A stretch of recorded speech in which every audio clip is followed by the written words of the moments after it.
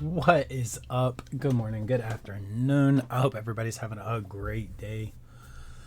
We got another one coming at you today. This one, we're actually going to be listening to some stuff about my favorite NBA player of all time.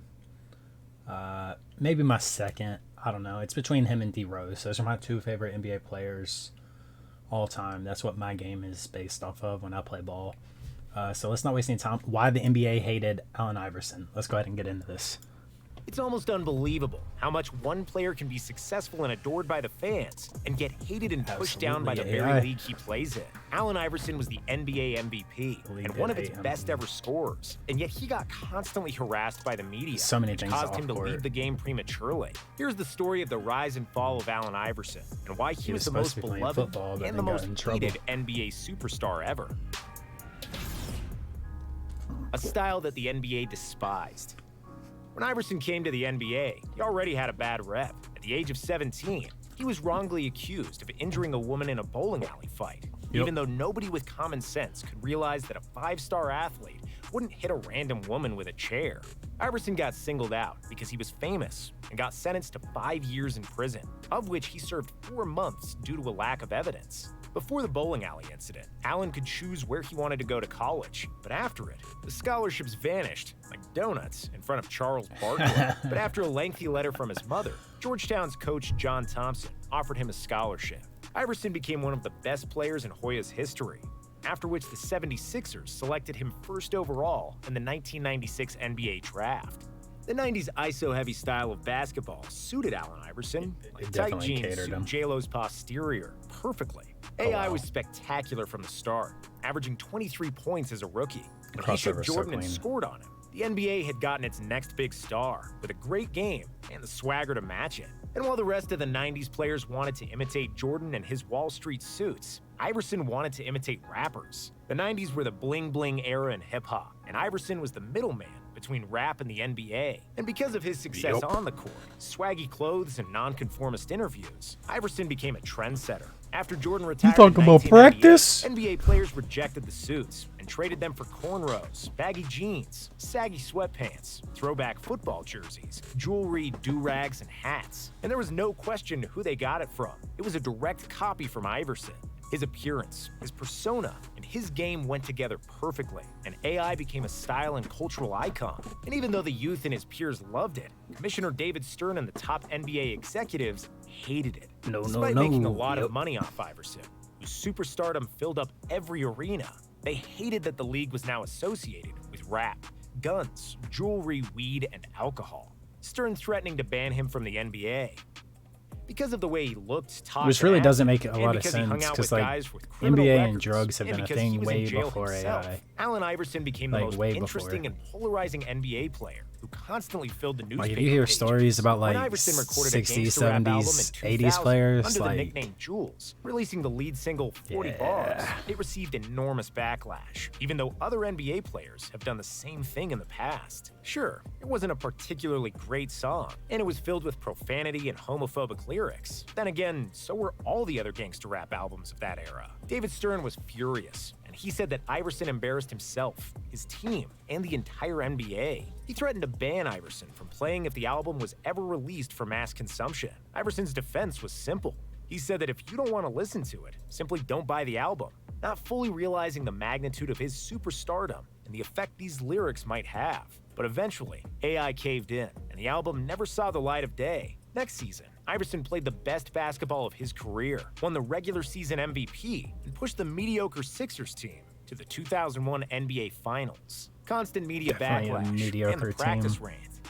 In 2002, Iverson led the NBA in scoring and steals for the second straight year and was voted to the first All-NBA team. But even though he produced on the court, the media wouldn't let him off the hook. After he got into a public argument with his wife, somebody made up a story that he threw her out of the house naked.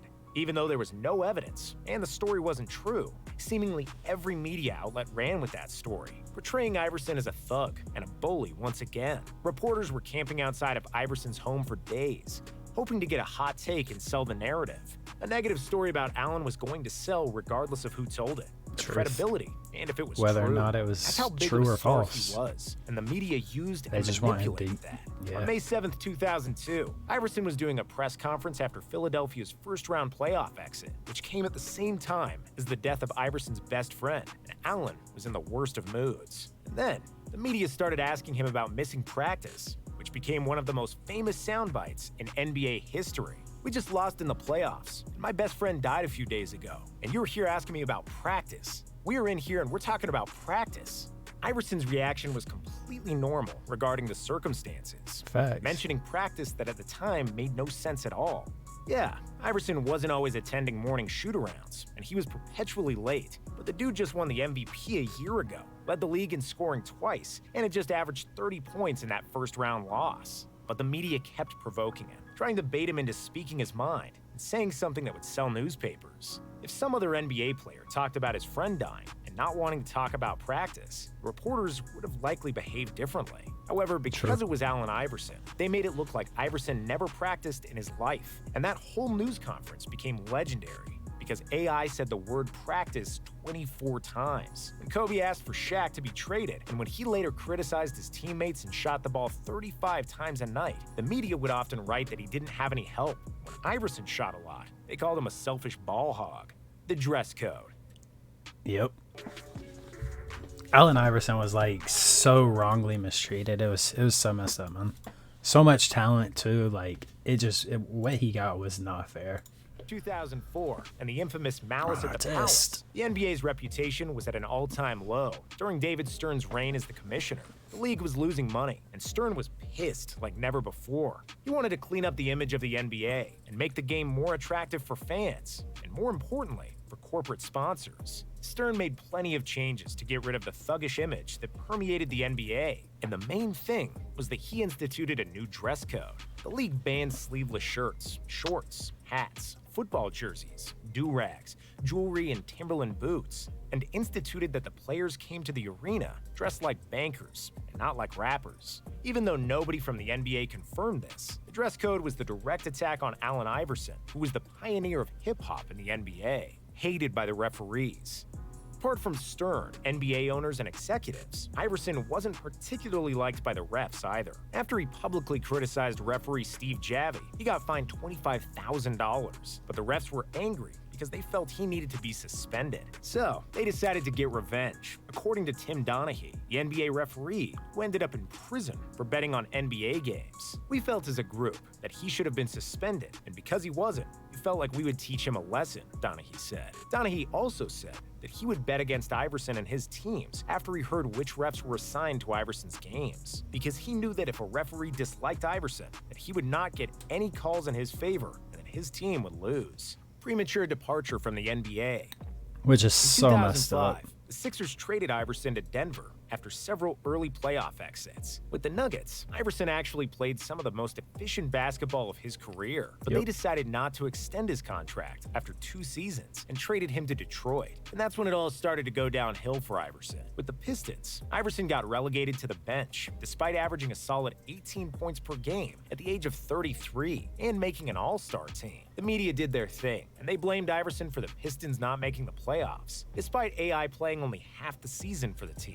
He got chastised. He was called selfish and a bad teammate, and as a result, no team wanted to sign him in the offseason, other than the lowly Memphis Grizzlies, who were bound for the lottery. After only 3 games with Memphis, Iverson asked for a leave of absence, after which the Grizzlies waived him. AI was 34 at the time. He wasn't as quick as he once was, but he was still good enough to play in the NBA. After he got waived, no team wanted to sign him, even though a 38-year-old Shaq and Tracy McGrady with busted knees got an NBA contract, despite being far less productive than AI at that time. And then, At that after point in several time in months Shaq's where career, he Iverson thought really was couldn't do retired, much. Philadelphia 76ers called You him to can come listen to home. Shaq Iverson himself, and returned to even Philly, where he was greeted Shaq like a admits king, he and couldn't do played much solid, compared to with what he 14 could in points his on prime. average. However, on March 2nd, 2010, Iverson asked to be removed from the team due to the serious illness of his daughter and wanting to spend time with his family in tough times. After that, AI never played another minute in the NBA again. He was only 34 years old, and he could have definitely helped a contender, but nobody wanted anything to do with Iverson,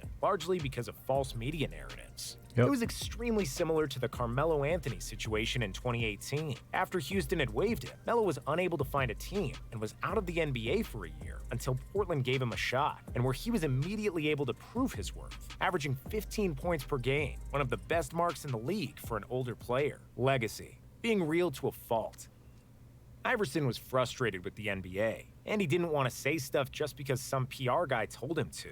In 2009, he was asked about the NBA Cares program, and without hesitation, he simply said that it's fake and that he prefers to help others when the cameras aren't around. Due to his realness and nonconformity, his fans adored him even more for saying things like that, and the NBA's top executives hated him even more.